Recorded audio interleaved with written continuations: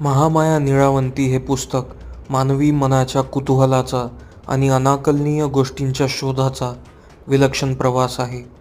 सुमेध साने यांनी या कथेत निळावंती नावाच्या गूढ शक्तीला एक स्वतंत्र अस्तित्व दिलं आहे, जिला भेटल्यावर माणसाचं आयुष्य आणि विचारसरणी कायमची बदलते.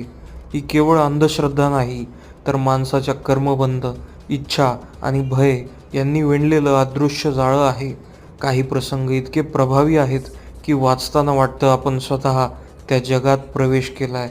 ही कथा भीती, कुतूहल आणि आध्यात्मिक शोध यांचं अनोखं मिश्रण आहे, जी वाचकाला अंतर्मुख करत स्वतःशी संवाद साधायला लावते.